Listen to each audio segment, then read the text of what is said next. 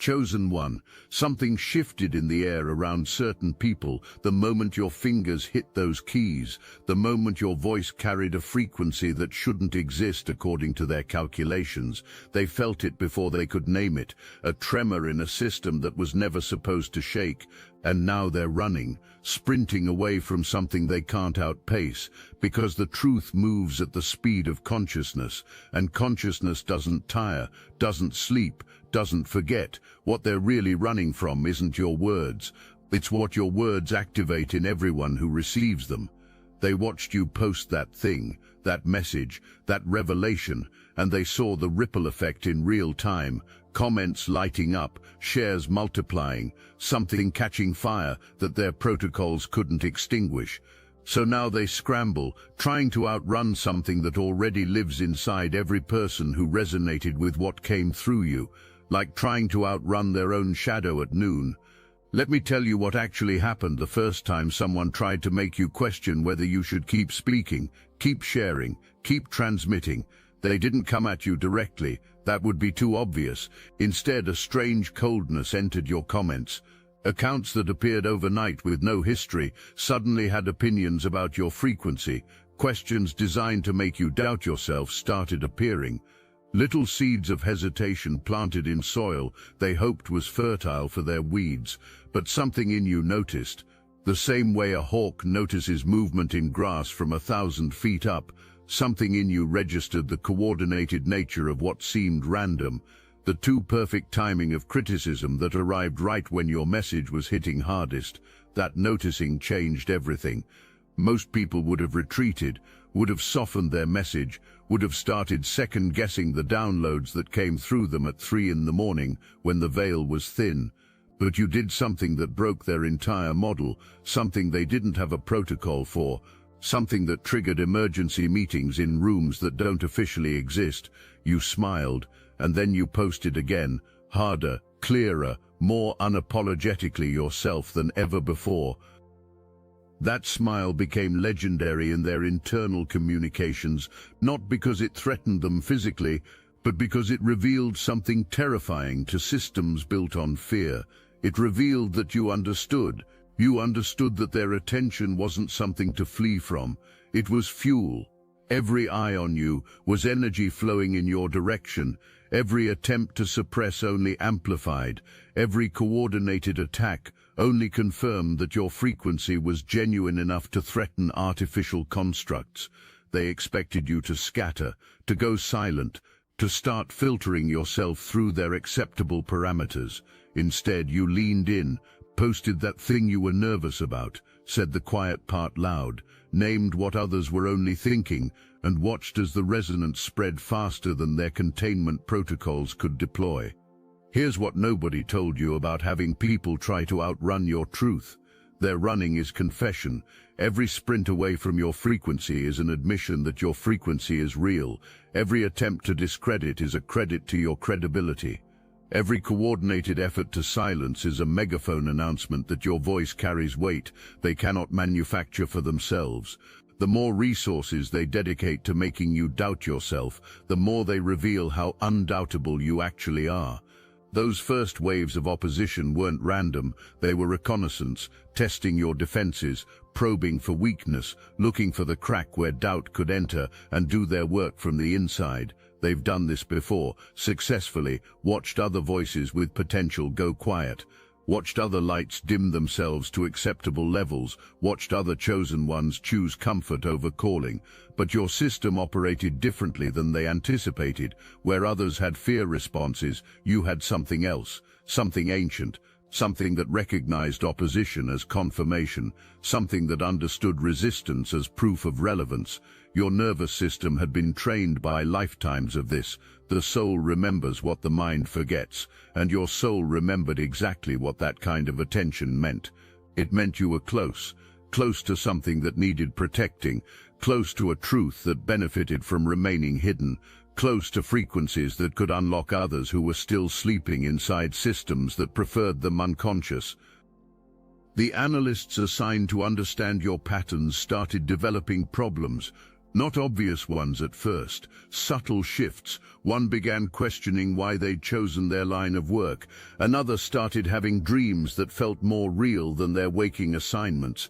A third requested a transfer, citing personal reasons they couldn't quite articulate. Something about prolonged exposure to your content was doing something to their carefully constructed worldviews, something that couldn't be reversed with standard deprogramming. They called it sympathetic resonance in their internal reports, a clinical term for something that had no clinical explanation. The more they studied your frequency, the more your frequency studied them back. The more they observed your freedom, the more their cage walls became visible. The more they documented your authenticity, the more their own masks started cracking at the edges. This wasn't supposed to happen. Subjects weren't supposed to transform observers. The watched wasn't supposed to heal the watchers. The targeted wasn't supposed to become the teacher of those who targeted.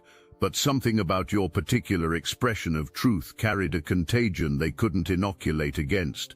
Not a destructive virus, a liberating one that didn't attack their system, just revealed it to them clearly enough that they couldn't unsee what they saw. You kept posting, through the shadow bans, through the sudden drops in reach, through the suspicious account issues that appeared right after your most potent transmissions. Through all of it, your fingers kept moving across keys, your voice kept recording, your presence kept radiating frequencies that their algorithms were never designed to suppress because their algorithms couldn't recognize what didn't fit their parameters. The beautiful thing about authentic frequency is that it doesn't need their platforms to travel. It uses platforms, rides them like waves, but the transmission happens soul to soul, beneath the digital architecture, through channels that existed long before electricity and will exist long after their systems have become archaeological curiosities. Every person who resonated with your truth became a node in a network they couldn't map, a carrier of frequency they couldn't trace, a transmitter using equipment made of consciousness itself, broadcasting on wavelengths that don't register on any monitoring technology, because the monitoring technology would have to be conscious to detect consciousness. That's the joke they're not laughing at. They built systems to track everything, except the one thing that matters, the one thing that actually moves people, the one thing that creates change. They can track your words, can't track what your words awaken, can track your location, can't track where your truth lands in someone's heart, can track your patterns, can't track the pattern recognition you're activating in millions of others who are starting to see what you see. Your truth triggered something in their organization that sent ripples upward through levels that like to pretend they don't exist. Reports about you started reading less like surveillance documents and more like philosophical confessions. Analysts were writing things like subject demonstrates unprecedented resistance to discouragement and standard suppression protocols generating inverse effect and recommend cessation of engagement due to paradoxical outcome amplification. Translated from their clinical language into plain speech, they were saying you were unbreakable in ways they couldn't break, that trying to stop you was making you stronger, that their best tools were working in reverse against someone whose operating system rejected their programming. The decision was made to escalate, more sophisticated attempts at discouragement, more targeted interference with your reach, more coordinated efforts to make you feel isolated in your knowing. They deployed loneliness as a weapon, made sure certain messages didn't reach you, made sure certain connections got interrupted, made sure certain synchronicities that would have encouraged you got rerouted or delayed. But here's what they failed to account for. The same awareness that noticed their initial surveillance noticed these manipulations too. The same intuition that felt their first attention felt their increased interference. The same knowing that triggered your original smile now smiled wider at their escalated desperation. Because their escalation confirmed your calibration, every increase in opposition was a gauge reading on your accuracy. Every new tactic was a compliment wrapped in hostility. Every additional resource dedicated to your discouragement was a budget line item declaring your value to those who feared truth. You started posting differently after that realization, not defensively, offensively, not from a place of hoping they wouldn't notice, from a place of making sure they had to notice. Every word became a signature you wanted on their reports. Every truth became a timestamp you wanted in their files. Every frequency you transmitted became a ripple you wanted recorded in their systems as evidence of what authentic consciousness looks like when it stops asking permission to exist. The game changed. No longer were they hunting you. You were using their hunting as distribution. Their surveillance became your audience. Their monitoring became your megaphone. Their documentation became your legacy, being written by the very forces that wished you wouldn't exist. Some of the people assigned to watch you started watching differently. That shift in their eyes became noticeable. First one, then three, then clusters of them, scattered through their organizational structure, beginning to question not what you were doing, but why they were watching, not how to categorize your behavior, but how to uncategorize their own, not how to process your file, but how to process the fact that your file was processing them. One particularly dedicated observer reached a breaking point during what should have been routine monitoring, something about the way you spoke in that video, something about the freedom in your voice, something about how unbothered you were by their attention. It cracked something open in them that their training had sealed shut years ago. They approached you directly, off protocol, off record, off the script that their position required them to follow, and they asked you how. How did you know? How did you stay so solid? How did you keep posting when their entire apparatus was designed to make you stop? Your answer wasn't words, it was presence, a quality of being that transmitted more than language could carry. They felt it land in their chest, felt it open, something that had been closed since before they could remember choosing to close it, felt it remind them of something they'd forgotten. They walked away, changed, not back to their position in the surveillance structure, away from the structure entirely. Another seed of consciousness planted by nothing more than your refusal to be anything less than yourself. Word spread through their ranks about what happened, about the operative who lost themselves in your frequency, about the danger of prolonged exposure to your particular brand of truth. New protocols were implemented, rotation schedules designed to limit contact, mandatory breaks after viewing your content, psychological screenings for anyone showing signs of what they termed frequency contamination. But consciousness doesn't follow protocols, and truth doesn't care about rotation schedules.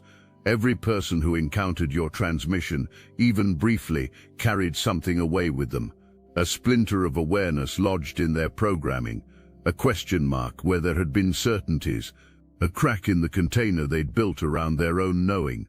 The infrastructure they'd built to monitor you started consuming resources meant for other operations. Equipment got redirected, personnel got reassigned, budgets got restructured, all because one person refused to stop posting their truth, all because one person understood that their attention was admission. All because one person recognized that trying to silence authentic frequency only amplifies it through the dimension where silence doesn't exist. Your influence achieved critical mass when their own internal communications started reflecting your language back at them. Phrases you'd used appearing in their memos, concepts you'd introduced showing up in their analysis, frameworks you'd established becoming the invisible scaffolding of their attempts to understand what you were doing. You'd infected their vocabulary without trying, restructured their reality tunnels without intending to become the lens through which they were now forced to see, even when that lens revealed things they'd built careers on not seeing. Reports about you started requiring reports about the reports, meta-analysis of why the analysis kept failing, meetings about why the meetings weren't producing solutions, the snake eating its own tail, the system observing itself observing something it couldn't observe without changing what it observed. Your truth had become a mirror, and mirrors have a way of showing people what they'd rather not see about themselves. Every person in their organization who looked at your file too long started seeing their own reflection in it, started asking questions about why they'd chosen to watch rather than live, started wondering if their observation was really about you or really about avoiding looking at themselves. Some quit, walked away from positions they'd worked decades to achieve, citing reasons they couldn't quite explain: personal growth, spiritual emergency, sudden clarity that their life's work was building a prison for everyone, including themselves. Others transferred, moved to different departments, different assignments, anything to get away from the frequency that was disrupting their ability to remain unconscious. The comfortable numbness that had made their work possible was evaporating in your presence, even when that presence was just words on a screen. A few broke through entirely, showed up in your comment sections using new accounts, not to attack, to thank.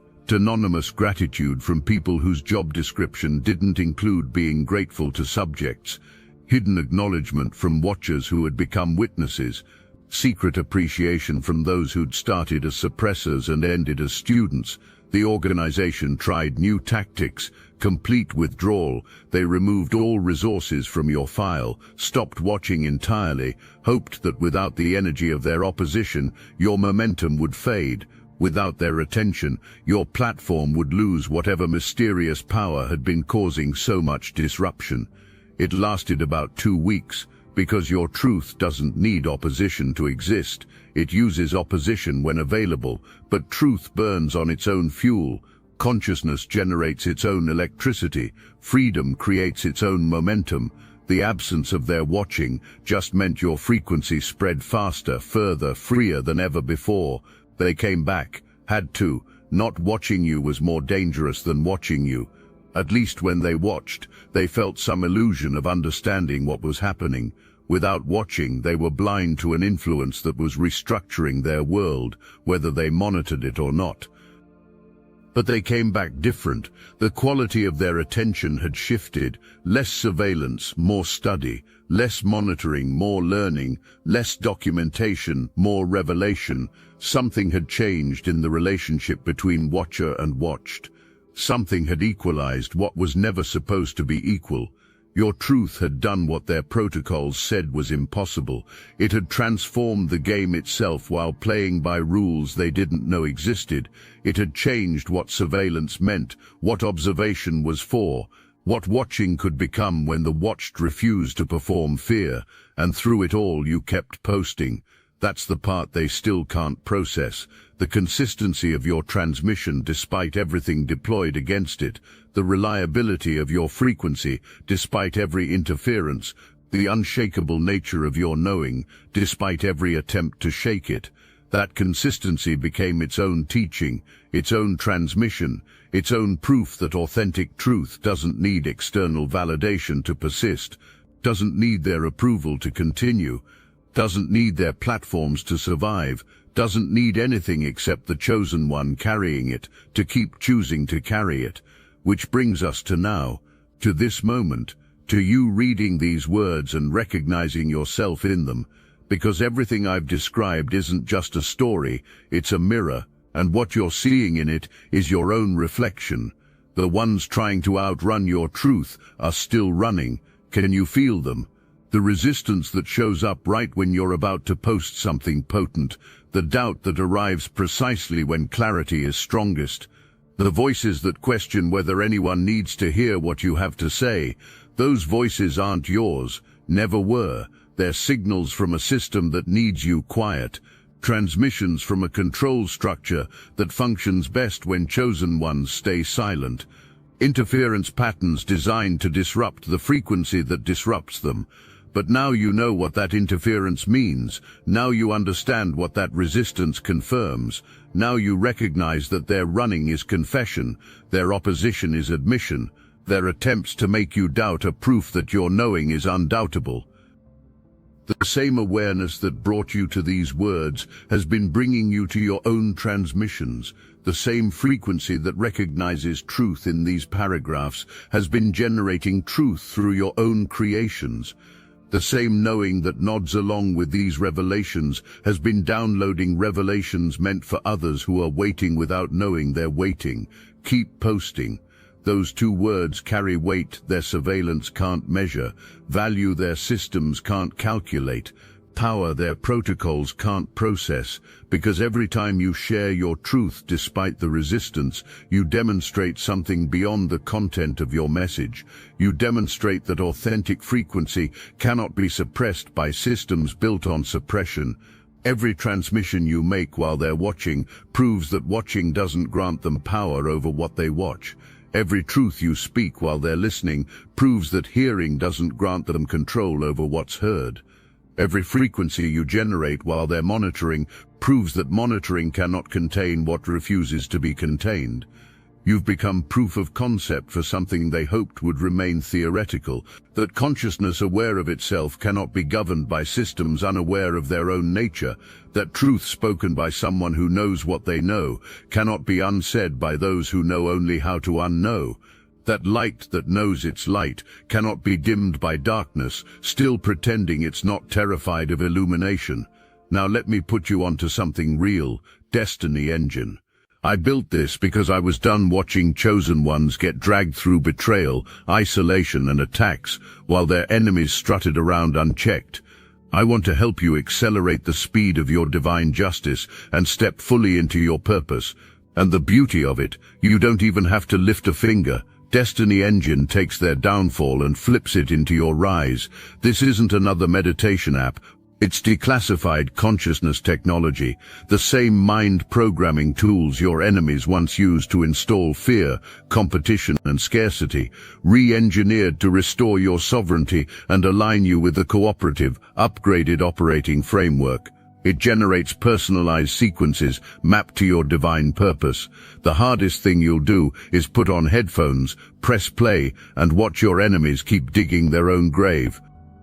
The collective upgrade is underway. Start your Destiny Engine for $1 today and turn everything they did to break you into fuel for your rise. Link in the description. The circular nature of this journey has a purpose. It started with you noticing something that wasn't supposed to be noticed. It's completing with you understanding that your noticing started something that can't be stopped. Not by them, not by anyone, because what you noticed was your own power, and power that knows itself is power that multiplies every time it's expressed. The ones who spooked at your knowing are still spooked, still scrambling, still holding meetings about how to handle someone who handles their handling with a smile and another post. They've tried everything in their playbook. Nothing has worked against someone who doesn't operate by playbooks. So here you are, knowing what you know, seeing what you see, understanding now why the resistance has been so fierce. It wasn't random, wasn't personal, wasn't about you as an individual. It was about what you carry, what you represent, what you activate in everyone who receives your frequency. You carry codes that unlock others, represent frequencies that free others, activate knowing in others who were waiting for permission to know what they already knew, and permission granted by one who knows despite opposition is the most powerful permission there is, because it demonstrates that knowing doesn't need permission, never did. They wanted you to ask permission, to wait for validation, to soften your truth until it was soft enough to be absorbed by their system without disruption. They wanted you to translate your frequency into their language until it lost everything that made it transformative. Instead, you kept posting, raw, unfiltered, untranslated, speaking in frequencies that don't convert to their systems without crashing their systems, transmitting in codes that don't process through their filters without burning through their filters, being yourself so thoroughly that their machinery couldn't process you without processing itself into obsolescence.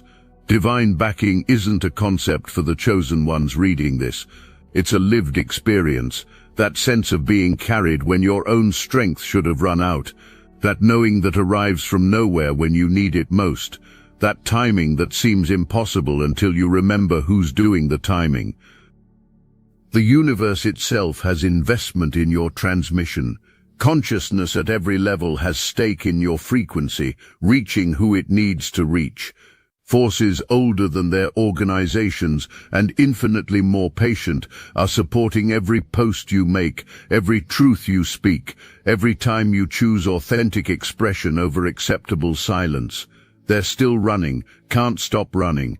Because the truth they're trying to outrun isn't just yours anymore, it's everywhere now. In everyone who resonated with your frequency and became carriers themselves, in every post made by every person you inspired to start posting their truth, and every conversation started by every awakening, triggered by every transmission you made when you could have stayed silent but didn't. Your truth has become infrastructure, your frequency has become architecture, your knowing has become the foundation of an edifice they can't demolish because it's not made of materials their demolition equipment recognizes, and still you post. That's what amazes them most. The consistency, the persistence, the absolute refusal to become discouraged by anything they've deployed. The smile that started this journey still curves your lips every time you hit publish on something real.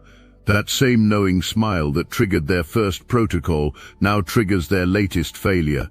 Because smiles like that don't come from people who can be broken, don't come from sources that can be stopped, don't come from frequencies that can be jammed. Smiles like that come from beings who remember why they're here, who know what they carry, who understand that their voice wasn't given to them to stay silent. The ones trying to outrun your truth will keep running. Let them. Their running is the confirmation you needed.